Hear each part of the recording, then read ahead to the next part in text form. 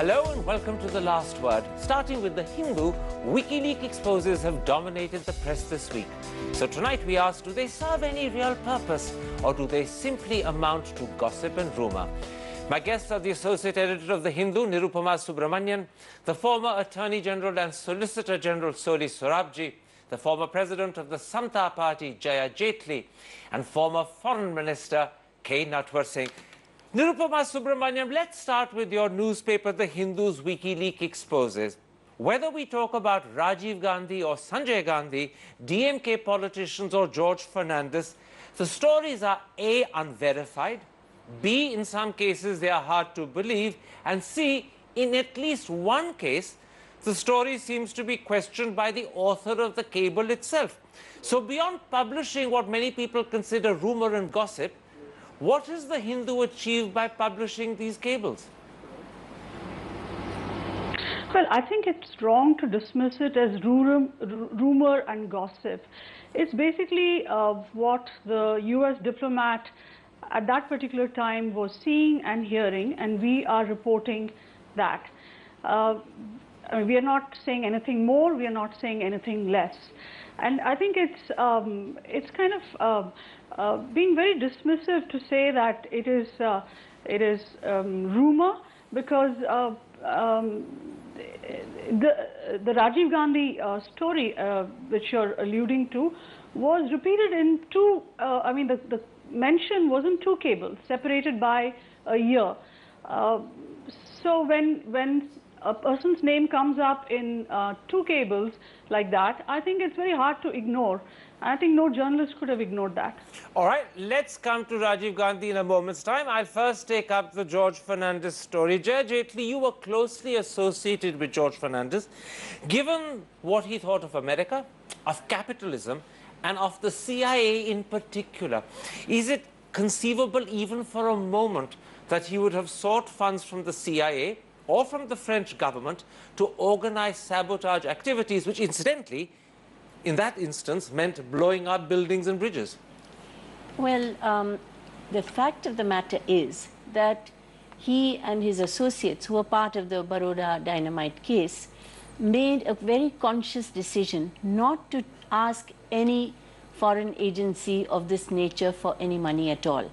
And the reason why was because when they asked for money from the Railwaymen's Union of Japan to help the railwaymen's families who were suffering during the railway strike, Indira Gandhi actually loudly and clearly accused the Japanese Railwaymen's Union of taking money as a front from the CIA and giving it to George Fernandez. So the rumors were spread by Indira Gandhi and the intelligence agencies of India of that day to do this, and that was what was very clear. And therefore all the people who were part of this case said that we will not get involved in this, and it had nothing to do with what their intentions were. So in a nutshell, what you're saying is that George Fernandez's experience with the Japanese Railway Union meant that he would never have considered approaching either French diplomats or the CIA for money from them.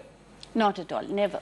Mr. Natwar Singh, whilst for some it is conceivable that Maruti, a company established by Sanjay Gandhi, could have sought American embassy help in establishing relations with Cessna or Piper, or Pippa as it's called, or may have sought to represent BAC, do you, as someone who knew Rajiv Gandhi fairly well, even for a moment believe that an Indian Airlines pilot, as he was at that time, would have been a middleman for Saab Scania?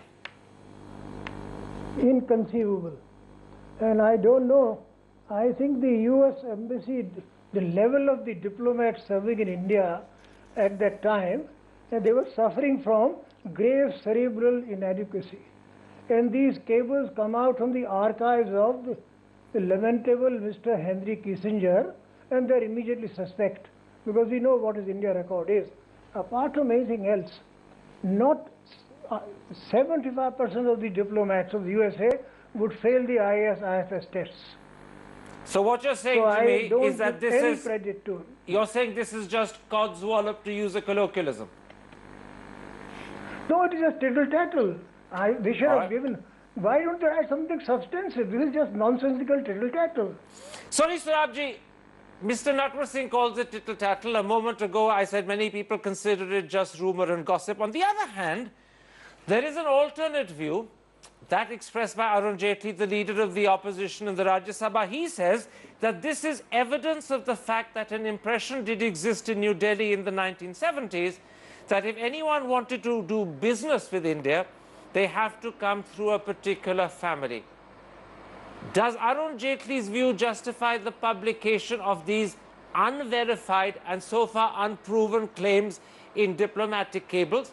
Or do you agree with the view that I began by expressing, that some people say this is just rumor and gossip?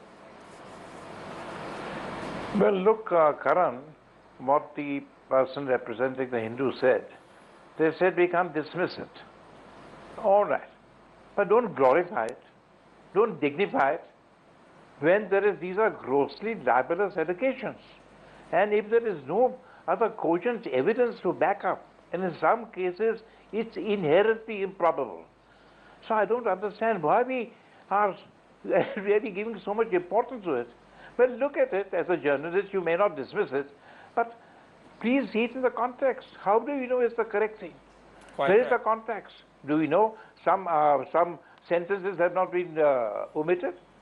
I mean, this is, in law, a person who commits a libel is of course guilty of defamation. The person who repeats this is equally guilty. All right.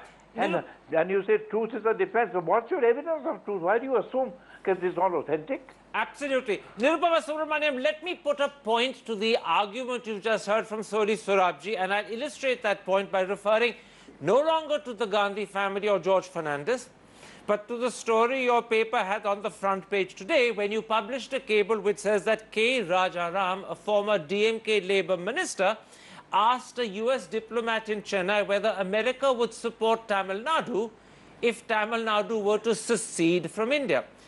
But the same cable also makes it clear that the idea of secession didn't have the support of the highest levels of the DMK party.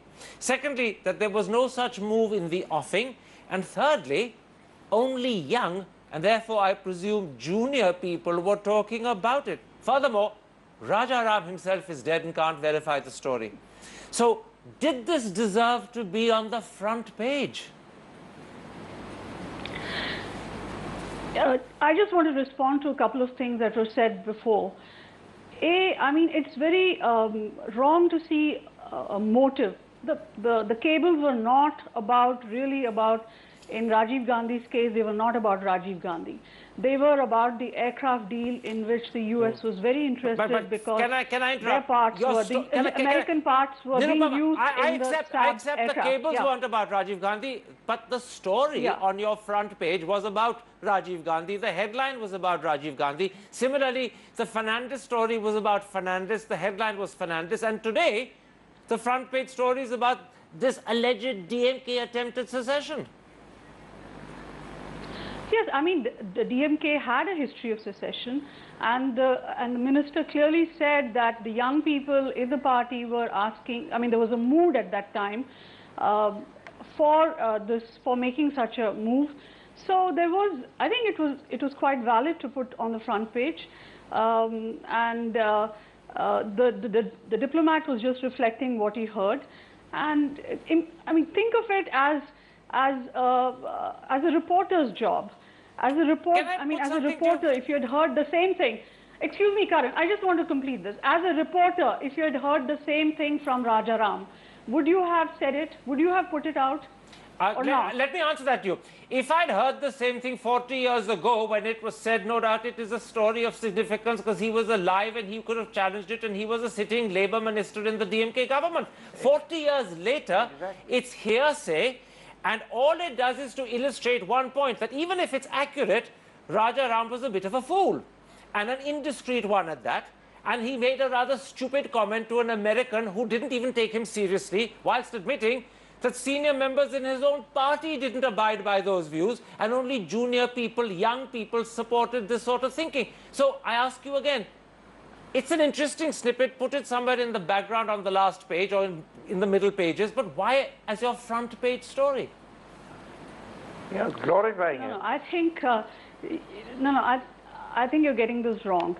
As a journalist, I think it was a very interesting snippet, as you call it, but a very important snippet from our history, from the state's history. I think it merited that treatment. All right. That we gave it today on page 1. I don't want this program to seem as if we're picking on the Hindu in particular, because the truth is that what the Hindu began, and it was the first to come out, has now been picked up and perhaps enlarged upon by many other papers. I'm going to take next as an example the Times of India. The Times of India has access to cables which claim that the then US Ambassador Daniel Patrick Moynihan thought T.N. Cole, Foreign Secretary, and then he went on as Ambassador of India to America, to be sly and arrogant. A.K. Antony was considered to be critical of Sanjay Gandhi and the Youth Congress. Fakhruddin Ali Ahmed, who was president, was supposed to have problems or even resented Indira Gandhi. And Indira Gandhi herself didn't foresee how the world would react to Pokhara. Now, I put it to you, all of those are interesting snippets. But does it justify a full page of attention in today's Times of India? Well, I'd like to go back to what Nirupam was saying and about WikiLeaks and the whole Hindu link-up. I support WikiLeaks. I support what it's doing. And I admire the fact that Hindu has linked up with WikiLeaks. I also believe that lots of material, hodgepodge, wrong, anything at all, after a certain time in history must come out. In India, we hang on to material. Then you support what they did with your colleague George Fernandez? You know, it's not WikiLeaks or Hindu's fault. It is that foolish fellow who sent a cable with all kinds of misinformation. That's another matter. I'm not talking about whose fault it is in terms of the cable. No, do you support the front page publication of the story about George Fernandez? Because that's what you're now suggesting. I am saying that it gives us a chance to put some lies to rest. Well, no, just a moment. We don't know whether they're lies or not, so let's not bring that up. But you support the publication on the front page of a story about George Fernandez, which many people thought was beyond credibility and shouldn't have been published. You're saying it should have been published. No, I'm not saying that. I'm saying something different. I'm saying that any material that comes out from any source, we should not be scared of it. We should face up to it. No, but answer my question. Do you support the publication of the story by George Fernandez, which could be calumny? Do you support it being published? The calumny would be on the part of the American. No, but answer my question. You're not answering my question. I'm answering. Do you support it, yes or no? It's critical that you answer this. I don't blame the Hindu for publishing that American's cable. But all right. I am saying the Hindu has further editorialized. The story adds. I'm going to stop there. I'm going to stop there because I don't want this to become about George Fernandez. You've made your position clear. You're somewhat equivocating, if I might editorialize, between supporting WikiLeaks and the fact that everything must be brought out after a gap of 40 years and having a certain reservation about the way the story about George Fernandez was published because you think it's been editorialized. But let me bring in Mr. Natwar Singh. Mr. Natwar Singh, I'm going to now turn to yet another paper, because I don't want to seem as if I'm picking on any one paper this evening.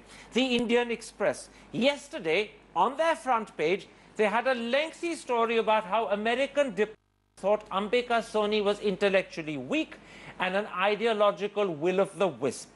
How Kamal Nath was brash and boastful, but well-informed, but also extremely eager to please the Americans. Now, 40 years later, even if the American diplomats are absolutely accurate in their subjective interpretation or analysis of these people, does this justify being front page news on the front page of the Indian Express? No, this is for the Indian Express to decide, but it shows the quality of the American diplomats. It reflects on them and not on Ambika Soni or Kamal Nath. What is really appalling. Can I stop you? What does it reflect on the Indian Express who chose to put these cables on their front page? Front page? Well, you must ask the Indian Express. Well, I'm asking you what it reflects to you about the Indian Express. That's a question you can answer. No, why should I answer? You ask the Indian Express. No, I'm asking you what opinion have you formed of the Indian Express? I have formed no opinion. All right, you formed no opinion. Mr. Swarabji, let me raise something else. Mrs. Jaitley very rightly says that anything that is revealed, right or wrong, after 40 years should be published because there is a duty to reveal and publish and inform. But there is a deeper question. Should the newspapers somehow have first ensured themselves that the US diplomats in their cables weren't exaggerating, or that they hadn't misunderstood what was communicated to them, or worse still, that they hadn't been, knowingly or unknowingly, deliberately misled or misinformed. Because all of that could affect the quality and the veracity of what they're reporting to their State Department. Yeah, I entirely agree. They might add spice to it. As I said, there is no guarantee as to what they're saying is anywhere near accurate. And I'm not saying censor it. I'm not saying don't publish it at all. But don't glorify it. Don't dignify it by having it on your front page. All right. I'm very fond of Hindu. Indian Express I write regularly. But events that on the face of them seem improbable. And after such a length of time, front page attention for our readers. So what? So WikiLeaks is going to create problems for us here. All right. Raise controversies. Absolutely. Raise bad blood. What is the point? That's an interesting point on which to take a break. Mr. Sarabji asked, what is the point? Think about that. When we come back, we're going to raise one further question briefly. What does this reflect about the newspapers themselves? The Hindu, the Indian Express, and the Times of India. That's in a moment's time. See you after the break.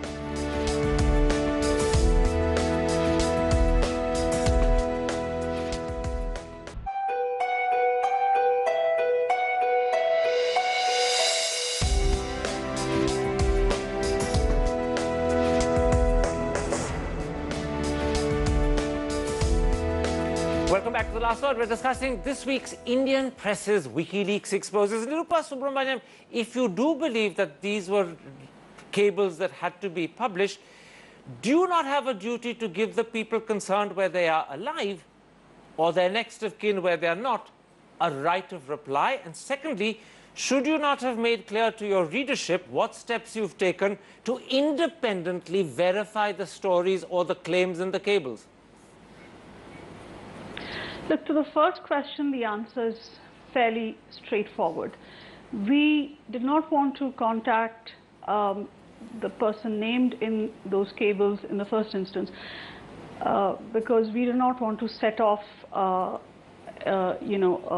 public discussion on this before we actually put it out, because we were the only partners in India and we wanted that secrecy to be maintained. Where possible, we have contacted. Yesterday, we did contact the DMK, and they did. Did you contact Kamal Nath?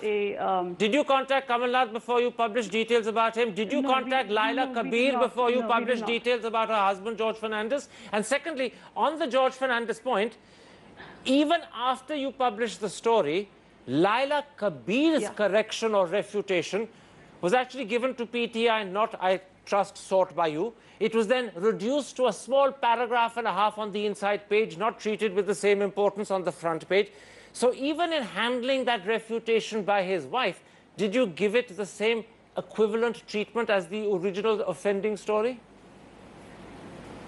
No, we couldn't have given it the exact same treatment because, it wasn't that big. The denial wasn't as big in size, I mean, in terms of just the sheer number of words as the story itself. And just coming to that cable, I mean, when you question somebody's motives for writing that cable, you're forgetting that this guy was writing a private cable. He had no motive. He did not think it was going to be published 30, 40 years later. No, but he may have been misinformed. It is just accidental. No, but it is just accidental. The diplomat may have been misinformed. The diplomat could have been exaggerating. The diplomat may have misunderstood. Those are three possibilities that often happen to diplomats. You discounted it and accepted at prima facie face value what the diplomat was reporting, published it on your front page without giving anyone's next of kin a chance to reply or rebut, and you made no attempt on your own to independently verify. I think the reaction came of its own, and it would have been the same. I don't think we needed to send a reporter to ask her, and she was going to say the same thing. All right. We carried the PTI report. Let me bring in Soli Swarajji, and let me raise now an example with illustration from the Times of India, because as I said, I don't want to focus this entirely on the Hindu. Yesterday's Times of India has a story with the headline, American Mole in PM Indira's Home. It's based on a US Embassy cable of July 75 claiming that anti-US rhetoric by Congress leaders had diminished and a time-tested source in the PM's household had told them that Mrs. Gandhi had given instructions for this restraint. Now, does that necessarily mean a mole which is a spy? Or could it be explained in terms of braggadocio, or even just misinformation? And I'd just like to remind you that the paper itself accepts that only one cable refers to this time-tested source. All the other cables have no reference to him or her. So, does this suggest a spy? Karan, I'm surprised how papers put such WikiLeaks reports on such a high pedestal. There's a fount of truth and complete thing. Of course, it's not for me to question the editorial judgment about first page, but what I can't understand is, suppose a man has said that today. Depends on who is saying it, in what circumstances, his stature, his position. Who is WikiLeaks? Who are these diplomats? I take your point. I'm running out of time. I'm going to go for my last question to Mr. Natwar Singh. Mr. Natwar Singh, I'm going to take another example, this time from the Indian Express. The paper says that a 1973 US cable claimed that Karan Singh was widely regarded as an intellectual and political lightweight and only kept in Indira Gandhi's cabinet as a sop to princes. Now, you know and I know that the truth is that Karan Singh was the only prince who supported the abolition of privy purses. He voluntarily gave up his own and was hated by fellow princes for that line of thought and support. So here, the actual facts of the time disprove what the US Embassy cable was saying, and yet the Indian Express has published it. What do you make of that? A quick answer. No, the answer is that Karan Singh is an honorable man, and this kind of reporting is inconsequential. By the way, he is not the only prince. My father-in-law also went along with the I'll grant you that. I'll grant you that your father-in-law, the Maharaja Patiala, was also against the abolition of princes. I'm afraid we've run right out of time. I've tried to be as fair as I could. I didn't want to focus this attention and this discussion on the Hindu alone. I wanted to try and focus it on the Indian Express and to raise two critical questions. Were these WikiLeaks warranted and should they have been published? And secondly, have the papers handled them properly or not? Think about that carefully. We've run out of time. Goodbye. Good night.